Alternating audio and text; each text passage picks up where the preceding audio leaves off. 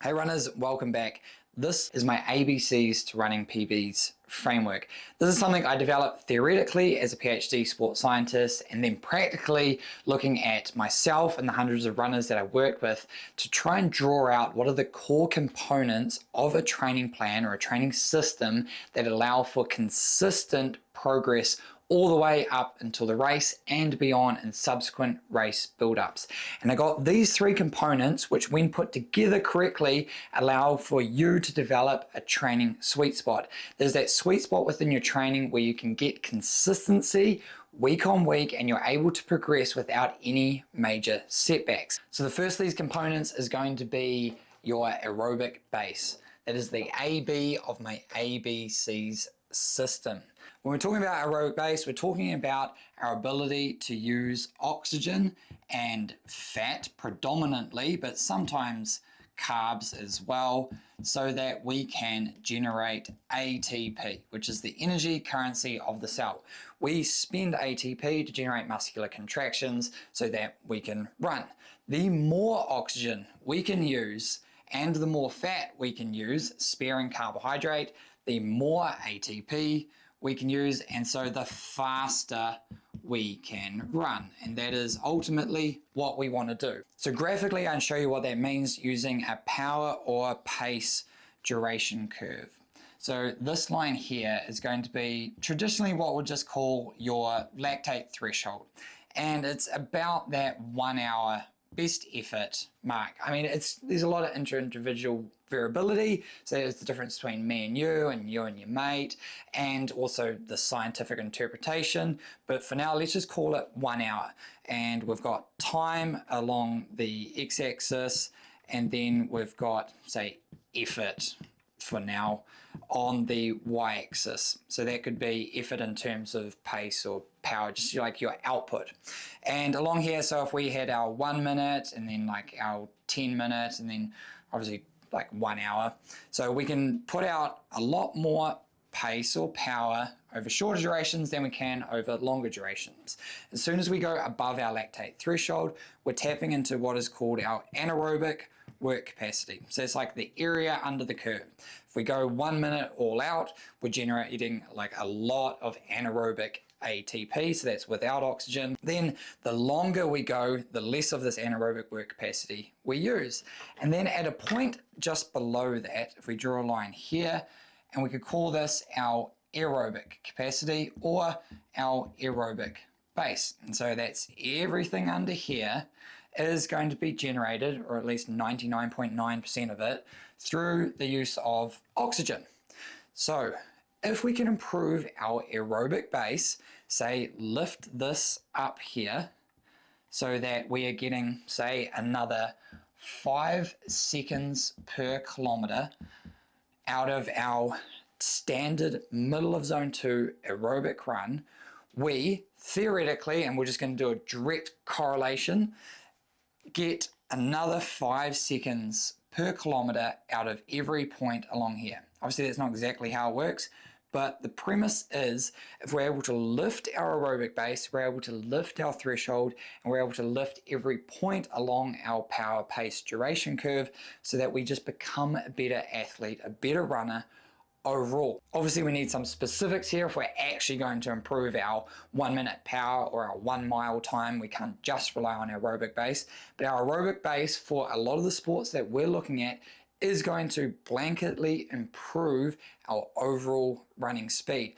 because as science has shown, as soon as we get up to around that 10-minute mark, we are looking at 96% of our energy or ATP coming from our aerobic energy source. So if we're able to enhance all these things, we're able to get faster aerobically, full stop. And then because a lot of us are doing half marathons, the longer we go, the more our aerobic base is going to impact our overall performance and subsequent finishing times. But improving aerobic base in itself is not going to guarantee you to become a faster runner. Because what we could do is go, I want to improve my aerobic base. I'm just going to do zone 2 running.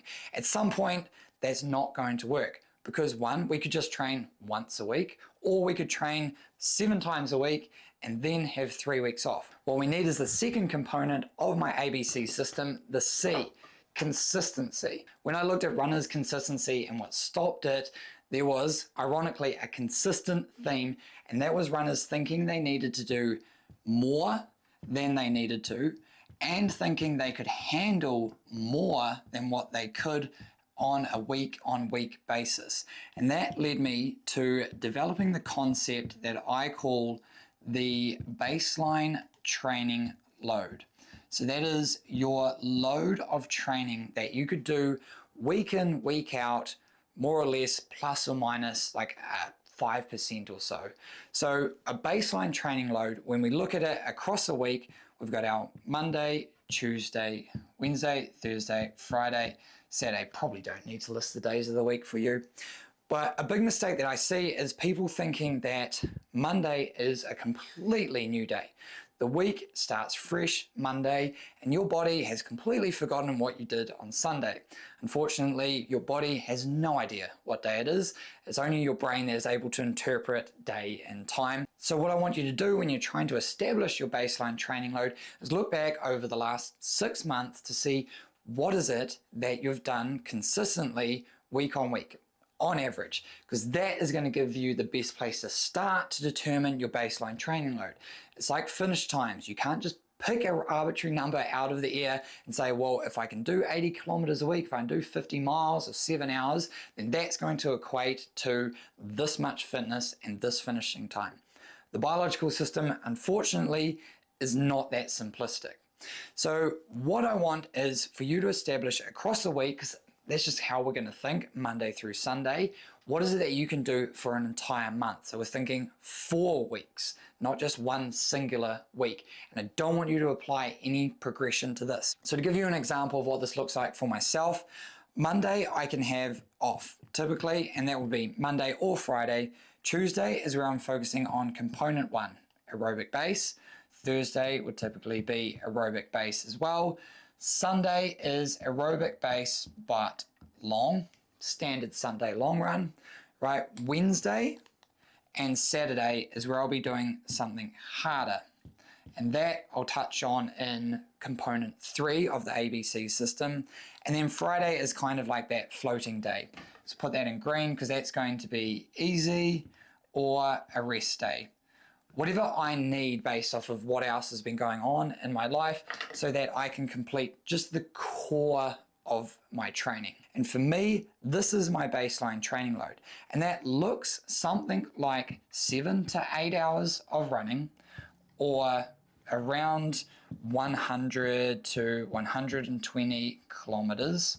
Obviously, it's going to be very dependent on what these sessions are and what event I'm building up to as to how far it is. If it's an ultra marathon, then this Saturday hard session and this Wednesday hard session are going to be very long, but quite low intensity. And the Sunday long run is going to be a lower intensity, but even longer. So I might be pushing up to 9, 10 hours and 130, 140, 150 kilometers. But overall, and this is where you should look at an objective number for your training load, where my training stress score or Strava's relative effort, it's not great, but it's something at least. Garmin has like an effective training load.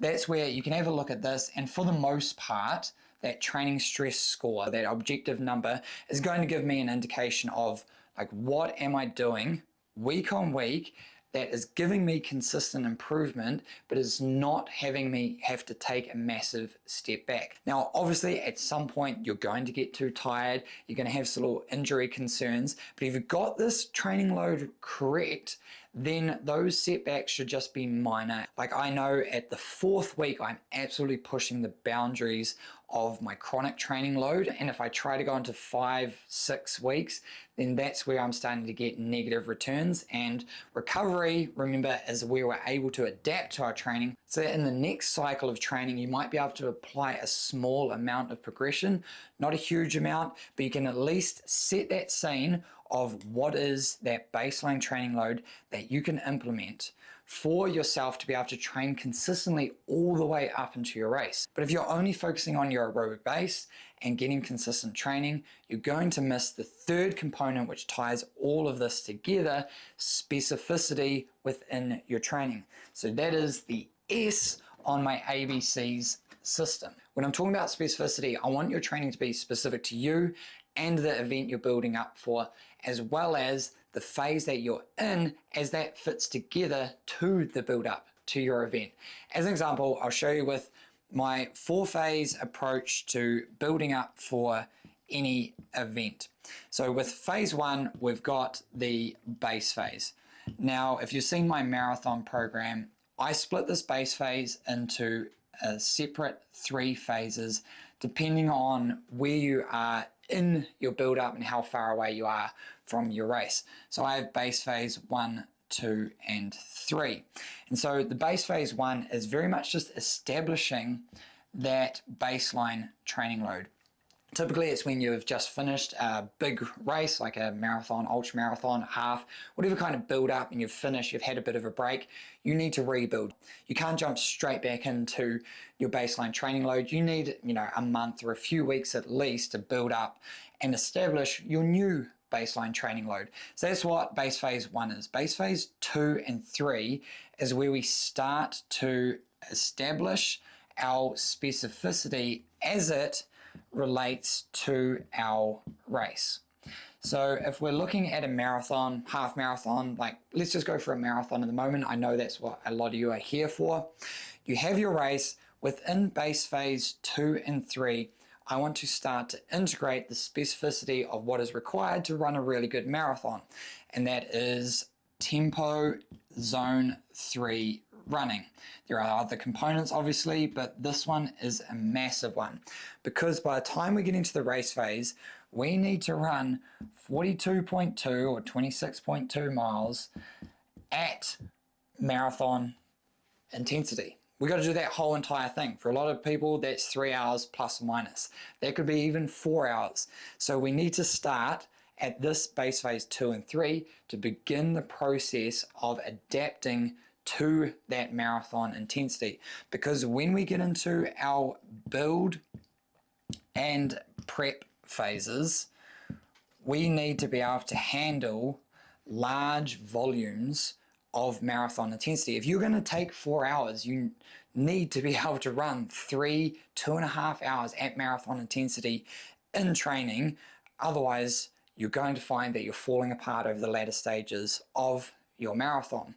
Same is true for pretty much any other distance. If you want to run a half marathon in 90 minutes, you need to be able to run 1 hour at that intensity, an hour 15 even, reasonably comfortably within the prep phase, which I would say is 8 weeks out from your event. The build phase is 12 weeks out, so that's a 4-week phase through to that. The race phase is going to be 4 weeks out from your event, so that's kind of the final 4 weeks leading into the event, and this is just 12 weeks plus. So it would depend on your base phase, as I said, how far out you are from your event. If each one of these was 3 or 4 weeks, let's call it 4 weeks, you've got a full 24-week build up of 12 weeks of base phase and 12 weeks of race specific phases. That's generally how I kind of distribute my training plans.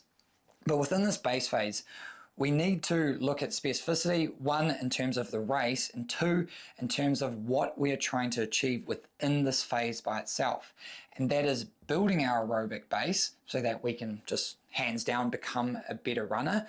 And we want to find that consistent baseline training load so that when we get into the race specific, that 12-week bread and butter phase of building up for a race, we're not left guessing as to what we can handle. Because as soon as you're doing that, what I typically see is people jumping into that 12 to 8 week out period and thinking that they need to be race ready. When you do that, having no idea about your consistency, having a poorly developed aerobic base, neglecting specificity, you just fall over. And by the time you get to the race, you've had a really sporadic training and you're just not sure about what you're capable of. You felt like you could have just done better in the build up. And that is why within these build and prep phases, we're always thinking about not only specificity, so that we're trying to become a better marathon runner. We're not trying to become a better 5K runner. So if you are trying to become a faster runner, then you need to think about that in the bigger picture of building up for a marathon, because you can be the fastest 5K runner you want is not really helping you across 42.2. Sure, there's an argument that you can improve running economy by enhancing your speed and integrating speed into your plan, but for the most part, that's not helping you at 2.5 hours into a marathon.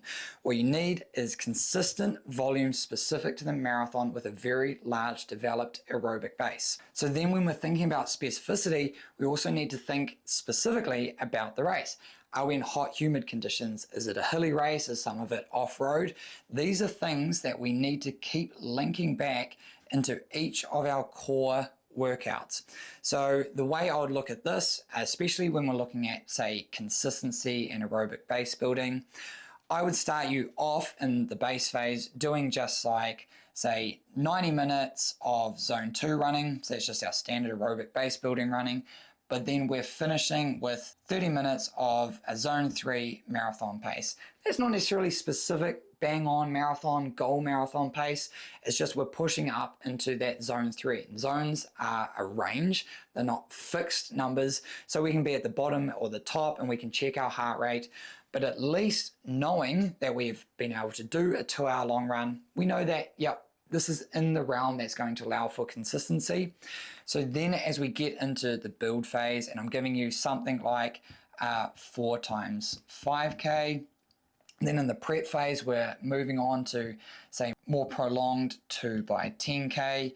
And then as one of the final sessions in your race phase, say 3 weeks out, you're just doing a 30K straight zone 3 run. So that is progression in the way that we are integrating race-specific intensity, but it's allowing for consistency, assuming that a lot of these durations are more or less the same. So what I see being a mistake when I'm looking at a lot of marathon training plans is that the base phase is already trying to integrate a huge proportion of zone 3 marathon intensity, which is neglecting building an aerobic base, because while zone 3 helps with the aerobic base, it also builds a large fatigue. And we have to be very mindful about how we integrate that into our program, because if we do no long, slow distance runs around that zone 2, then how are we going to specifically build our aerobic base during our base phase?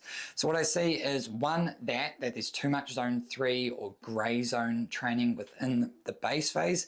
Then the build phase does this thing where you'll start at, say, 10 miles or 15, 16 Ks at marathon intensity. So let's call it marathon pace power. And then as you get through your race over the next 10 weeks, you're progressing that all the way through to about 20 miles. And so you're increasing a mile every week marathon pace. Now, where I see this being not as an effective means to integrate these 3 components into your training is that 10 miles a marathon pace around 12 weeks out is probably shortchanging you slightly in what you're able to do from a consistency training load standpoint. So if that's all you're doing, I believe you could do a lot more while still keeping that same marathon pace component integrated into the plan. But we could do it in a way where it's either at the back end of a 30K or a 20-mile run. But we need to really figure out, is that specific to you and what you've been able to do consistently? Or are you starting right at week 12? You've done no base phase, you've come straight off of a half marathon or even an injury, and we need to be a bit more cautious about how we're building you up into the marathon intensity, so that, you know, when we get to the more crucial phase, that probably 6 to 8 weeks out, that whatever you're doing there has been built on the premise of measuring some kind of understanding of what you're able to handle, rather than just a whole bunch of arbitrary numbers that are going to get you towards some other arbitrary number, which is a finish time you've probably mistakenly plucked out of the air, or someone's told you, or some random calculator online said you can run this 5K, so that means you can do this time. What we need to do is base a lot of this on what you're already been able to achieve in the past, rather than just some random prediction in the future. So then looking at progression, when you're applying, say, my theory around this 4-phase build-up, it doesn't look like a massive progression in terms of distance or duration, because for the most part we establish our baseline training load. So that's, let's say, this training where it's 60 minutes on Tuesday, Thursday, 45 minutes on a Friday, 90 minutes of sessions on the Wednesday, Saturday, and then 2 to 2.5 hours on a Sunday. You can almost do that exact week all throughout this entire plan, but you get progression by the volume and intensity that you're doing on your specific days.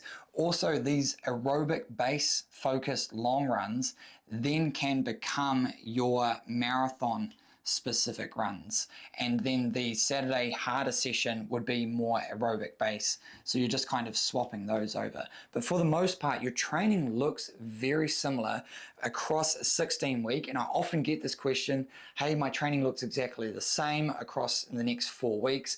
Why have you done it like this? But actually, if you look closer in terms of the training load, so the stimulus that's being put on the system is increasing acutely, because you might be doing a 4x5K and then you're into a 5x5K, or you're into a 15K plus a 6, 7, 8K. So it looks very similar, but there is a greater stimulus week on week. And then obviously chronically, as you go through this training for 4 weeks in a row before having an adaptation week or a down week, where you're able to then build again.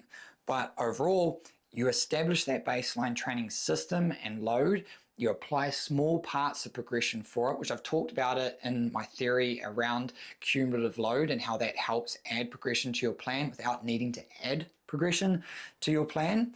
And that will then allow you to really fine tune that training sweet spot, so you know that it's specific to you, it's specific to your event, and it's always allowing for you to progress, which is fundamentally what we're trying to do. So you're not chasing big numbers or big increases that increase the risk of injury and burnout, setback, lack of consistency, reduced aerobic base, and we've also had to reduce specificity, because then you can't just jump back into race intensity training regardless of what race you're building up for after you've had a break. And that is my ABCs to running PBs framework. I want you to review your current build up towards your next race, as well as your past training, see how well you've been able to overlay these 3 components, find your personalized training sweet spot. If you have favored either one of these, then see if you can pull that more towards a point where they're all overlapping, so that your training is specific to you to allow you to have progression month on month all the way up until your race. If you end up having a setback, my first point of call is going to be have a look at that consistency and that baseline training load. See if you need to adjust things down slightly. And typically it then's going to come to component 1, that you are running your aerobic runs too fast, and you could just simply lower the intensity of that aerobic run from the top of zone 2 to the bottom, and that can reduce the training load but keeping all other variables very similar.